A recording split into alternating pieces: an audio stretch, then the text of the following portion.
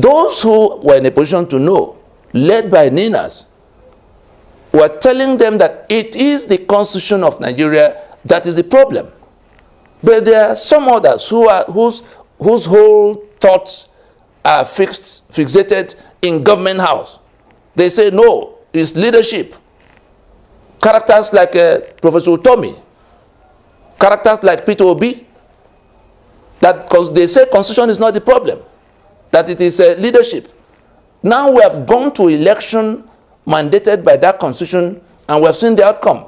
And the first part of this address will go to those young people who have somehow coalesced into what is known as obedient movement. Everything that happened wrong in this election, including the declaration of somebody who obviously did not win, including the refusal to declare your candidate who won, with a good margin across the length and breadth of the country. The reason your candidate has not been declared is that there is an INEC sitting in Abuja. That same INEC sitting in Abuja is operating under the constitution that centralized the control of the electoral machinery, including for voter registration. In a federation, it should not be so that somebody sitting in one corner in Abuja and responsible for registration of voters across the length and breadth of Nigeria. So from the point of registration of voters, you saw how much you were excluded. Then to the PVC printing and distribution, you saw how lopsided, in which children of 7 and 8 years were being issued PVCs all the way into Niger Republic. But you have to close your business several times in pursuit of the same PVC in Lagos, Onitsha, Port Harcourt, Enugu.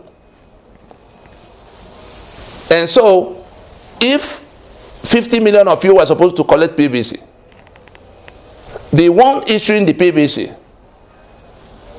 from that centralized position is able to deny 30, 40 million of you and give to the ones they chose. That's for PVC. The BVA that was deployed, that same centralized control was responsible for how BVA was programmed to function in your space, different from how it functioned in other spaces. It's all a matter of software.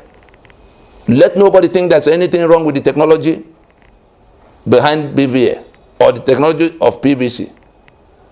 Those technologies will have delivered, but for that centralized control.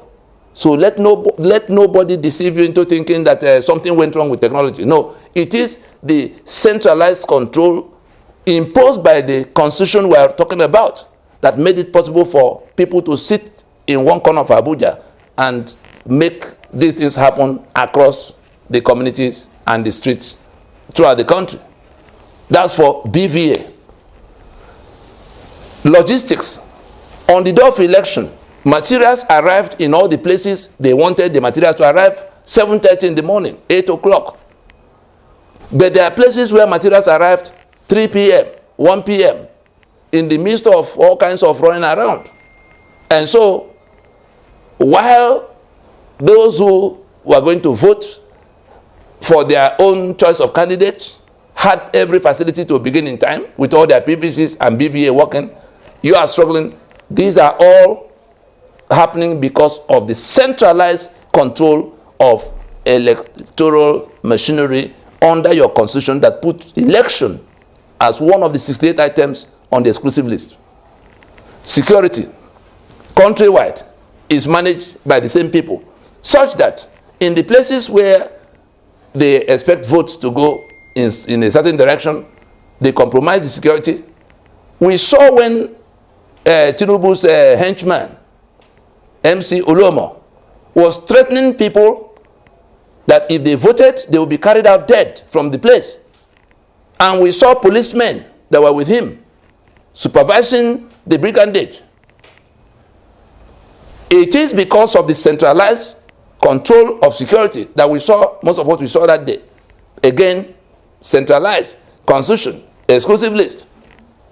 The polling units that were created and distributed, we saw where INEC unilaterally shifted people to other polling units without informing them. And so you came to vote in the polling unit assigned to you, quite apart from the lopsided distribution of polling units, in which several polling units were allotted to some areas, and very inadequate arrangements made for other areas.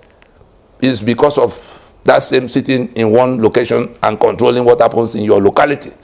And so, even as lopsided as it is, you now come down to where you got to the polling unit to vote, and your name is not on the register there.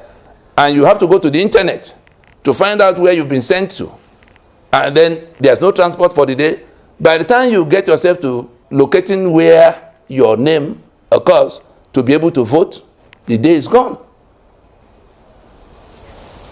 We've talked about PVC, BVA, logistics, security, polling unit, and so many other things. And so, at the end of the day, the collation, we saw what the law said about collation, the transmission of result. Everything about the Electoral Act that was amended, I think was in 2022, it was to remove the human interference that now becomes rigging. When people have voted, count the votes in their presence. When you've counted, enter the result in their presence into a sheet.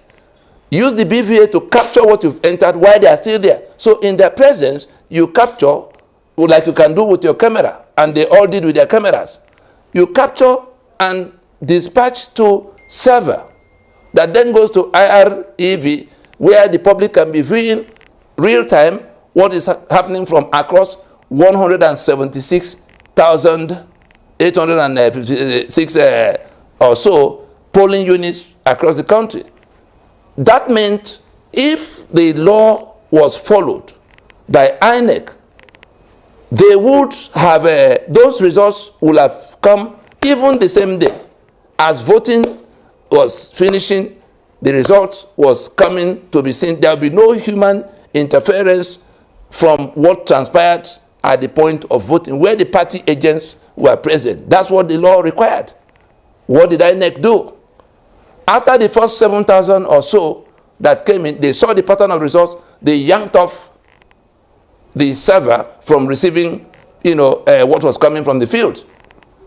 Unfortunately for them, in yanking off the one of presidential, they allowed the other two, for election, that the same polling unit, the same time you vote for Senate and House of Representatives, and then the president, the other two came in, and the one of president did not come in. And so it is because there's a centralized control of that electioneering, the result transmission component of the electioneering, election management. The reason we are breaking these things down for you to see that there was a reason we said election cannot cure the problem we have. And this is just election, one out of 68 items that are on the exclusive list. When we open up investigation into what is happening with insecurity, the killings that are happening in southern Kaduna and in Plateau and all over the country, if we say, why is it happening? You will see that it is same constitution that centralized control over arms and ammunition into the hands of the federal government that is now controlled by the Fulani. Because what has happened to us is that what we call the federal government is actually the Fulani that have hijacked the defunct federation, the carcass of the defunct Federation of Nigeria. So you think there's a Nigeria that is being built. You do not know that there are invaders from across the Sahel, the Fulani, who have hijacked the carcass of what was the Federation of Nigeria into the unitarism, the thing they control from the center. And so this is just election. Security is in that same situation. Infrastructure is in that situation. That's why you don't have any roads or railways. Electricity is in that situation. Refineries are in that situation. Everything that is on that exclusive list is the reason your life is upside down where you are. And in going to vote on the 25th of February or the 18th of March for governorship, you were actually reinforcing all of this. You were voting to have things continue the way they were. The corruption you see is flowing from this centralized control. The oil and gas of Niger Delta that is now owned by people in Maiduguri and Jigawa is because of that constitution and the exclusive list that has oil and gas. It's no longer your property. The ports of Lagos, the ports of Port Harcourt, the bitumen in Ondo, the limestone in Benue, all the economic assets in the land are owned via that constitution by the people who control that federal government, that so-called federal government. It's an illicit federal government because we ceased to be a federation from the point the constitutions were toppled.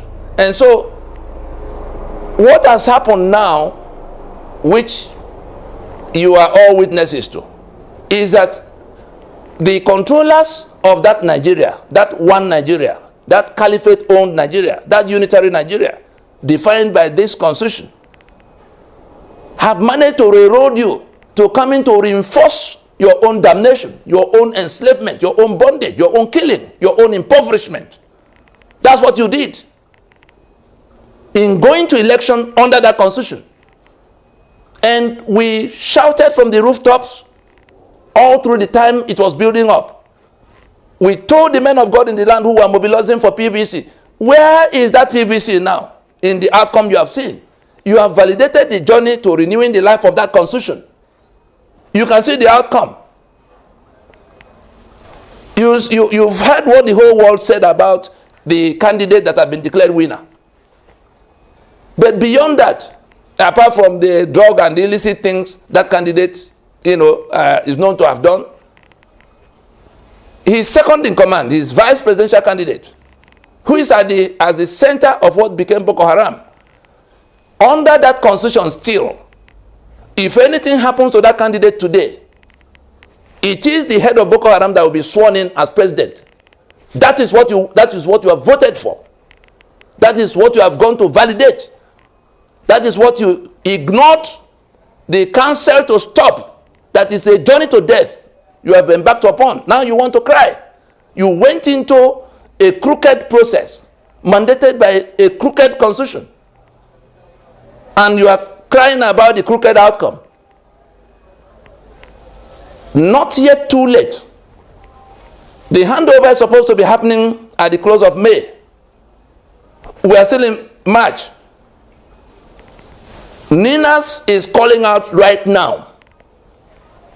Sovereignty belongs to the people from whom government derives all its powers and authority. And therefore, the question of election by which government is chosen is secondary. Your powers lie above. You are the ones hiring. Election is the mechanism for hiring the management of your enterprise. That enterprise is called Nigeria.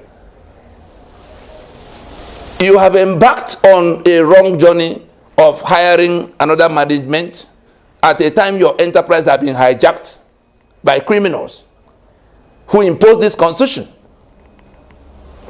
What we should do, what we must do, except we want to perish, what we must do, and remember, in the period immediately following the force majeure in 2020, sometime in 2021, we had gone out in a broadcast to say that if people refuse to listen, if the politicians, particularly the renegades, the political renegades of the South and Middle Belt, distributed across the political parties, PDP, APC, ABGA, Labour Party, Young People's Party, all of them subscribe to that constitution.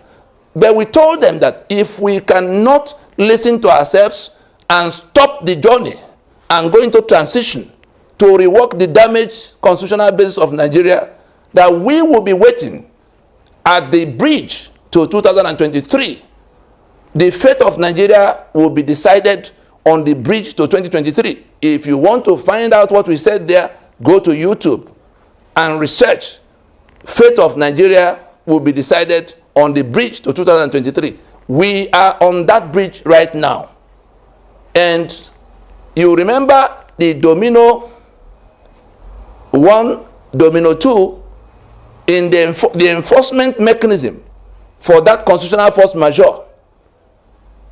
We reject the union of master and servant as defined by the Constitution that centralized everything to strangers, renewed every 4 years by elections. That is the meaning of this domino 1 you see. The domino 2 is where, in rejection of that constitution that create that union of debt, we reject elections, and that elections will be brought down. We never hid our intentions to collapse the journey into election. That election has been collapsed. However it happened is business for another day. But as at this day in March of 2023, the whole world can bear witness that no election, nothing that can be described as election, even by Nigerian standard, can be said to have happened. And so the pillar of election in what you have seen is collapsed. The reason it's collapsed is because of the constitution, like I've explained to you, that centralized everything and has brought it to that collapse. We have to push harder for the collapse of that constitution to become manifest enough for everybody to realize that we have come to the end of the union of master and servant defined by that constitution. That is the enforcement of our force majeure. We started with enlightenment and sensitization. Then we went to mobilization. Today, we have activated the domino 2, which is the enforcement. Domino 2 is activated. Let Pastor Enenche be told that domino 2 has been activated. He has seen this illustration before. Let Pastor Paul Adefarasin be told that domino 2 has been activated. He has seen it. Let Itwai Godalo, let El Buba, all of those who were mobilizing everybody to go and get PVC, the Catholic bishops in Nigeria. We sat down with you. We told you you were inviting your flock to death in the election. The reason we say it was death you were inviting them to is that the process has now produced an outcome. By the time the swearing in is allowed to happen, if it's allowed, on the basis of what we saw on 25th of February, you would have been the one responsible for leading the people who should have been looking up to you for direction. You led them to slaughter by asking them to go to get PVC in a battle that required AK-47, in a battle God had already given us victory. All we needed to do all the while was to say, Ninas is right, the constitution is the problem, we must go to transition now to rework the damaged constitutional basis of Nigeria. We came to you, we pleaded with you, we explained to you. You chose to go to mobilize them to validate the journey to death. That's why they've arrived now. But it is yet early. If you will come with us now, look back at what had happened and declare the truth that everything that has gone wrong has happened because of the Constitution of Nigeria that centralized the control over all the processes into the hands of the people who have enacted what you have seen. And therefore, no further business to be tolerated, not the swearing in, not the handover, nor formation of government based on the charade we saw. It must be transitioned now for the sole purpose of reworking the damaged constitutional basis of Nigeria. Those who are talking about interim government for any other kind of purpose, oh, let INEC get it right. Upon which constitution? To do what? And there are some of us who are already gearing up. Some have gone to court. We're going to recover our mandate. Mandate to come and do what? To come and govern by this constitution that kill people, that impoverish people. For those who want to go and do all kinds of commotion, we saw it happen in Abiola time. Your mandate has been swallowed. You saw Mahmoud in broad daylight swallowing your mandate. That monster we were telling you about all the while, the constitution, that monster has swallowed your mandate. That monster is waiting for you with mouth wide open to come and recover the mandate. You enter into that mouth in pursuit of that mandate. Whether you went to court or you went to the streets, that monster will close his mouth. Some people's liberty will be compromised. Other people's lives will be lost because you are chasing after the mandate. But there's an alternative. What we are doing is to put that monster itself to death. That monster that is swallowing that mandate now. So you have a choice to go in pursuit of the mandate, like we saw in June 12th. Abiola had a mandate. For 1 year, they will not listen to him. Then people mobilized to go and recover mandate. Eventually, we saw how some of them ended up in prison, including the candidate. Eventually, we saw how some of them got killed on the streets of Lagos and elsewhere, including the candidate who died in Abuja later. Mandate, liberty, life, in that order. But mandate for what on this occasion in 2023, under 1999 Constitution? And so we invite you. We know that you want mandate recovery. That's one prescription. There are some that PDP say, oh, cancel for a run. At the end of the day, somebody will win, will swear to defend and uphold that constitution as basis of going to assume power. The court may say, oh, after all said and done, let the two frontrunners go and recontest in the runoff. When they recontest, one of them will win, will swear to defend and uphold 1999 Constitution as basis of assuming power. So whether we go to recover mandate, or we go to rerun, or we go to runoff, the result is exactly the same. The winner will swear to defend and uphold the 1999 Constitution. And you are back to where you are running away from. But there's a fourth proposition, which we are inviting you to now. That fourth proposition is where Dinas is saying, let us acknowledge that this constitution is the problem that we need to solve ahead of every other thing. Not in electing who come and manage that union that is defined by that constitution. Let us go to transition now for the purpose of reworking the damaged basis of the Union of Nigeria. That is what we must do now, because if we don't, those who dragged us out into the election will manage it to somewhere. It will land in somebody swearing to defend and uphold that constitution.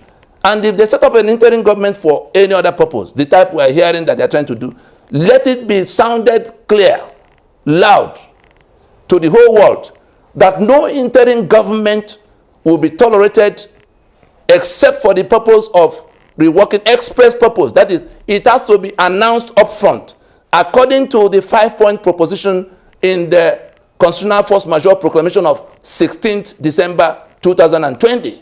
Those who want to gamble, whether it's soldiers that want to come and announce how they will go and hold the power a bit, and all these false prophets that are running their mouths all over the place, talking nonsense about what should follow, what will happen, who will be sworn in later.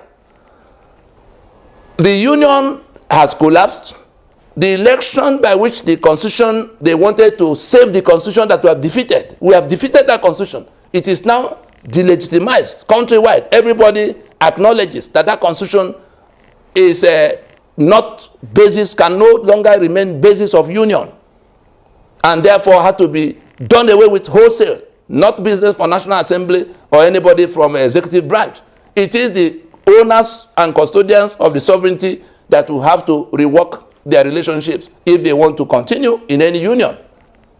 And so anybody who is being invited to come and hold the mantle for a little time, let Oshibajo listen to this carefully. Anything outside those 5 points of proposition in that constitutional force majeure proclamation that defines exactly what we'll be doing in that transition will not be acceptable. And let us be reminded that in that force majeure proclamation, we indicated what we were going to do if the country refuses, the managers and operators of unitary Nigeria refuse to listen. The nationalities are going to reconsider their allegiance, their limited toleration of that constitution. Especially at this time where we saw the president of Nigeria defying the Supreme Court. We saw INEC defying the constitution. INEC is defying the constitution. The requirements to be for a winner to emerge are spelled out. You must have the overall number of votes. You must have a spread of 25% across at least 24 states. And you must have 25% of the Federal Capital Territory valid votes. INEC is seeing these provisions.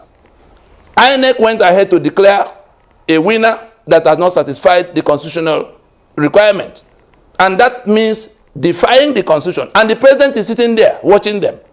The one who is supposed to be directing them, because INEC, as much as it's called independent, there's somebody that is the president, that is the one managing Nigeria, the one who's to be held responsible for whatever any of the agencies of government is doing, including INEC. And so, if the president is folding his arms and watching INEC defy the constitution, in declaring this result, INEC is defying the constitution, quite apart from the law that it already defied in transmitting result at its own time, almost 72 hours after the time stipulated by law. We don't want to talk about the brigandage of the moral side of the question about who beat up who and who threatened who and who carried ballot box. We're talking about constitution, we're talking about law, two different things, apart from what now transpired in fact. And so let it be clear, let it be made clear that we have a chance to go and rework the basis of the union by stopping this hopeless journey to nowhere. The botched 2023 election has brought us to where we must now acknowledge that the first order of business is to move to transition very quickly and work out what will happen. If anybody throws up any other thing, whatever the person sees will be his choice. Thank you for listening.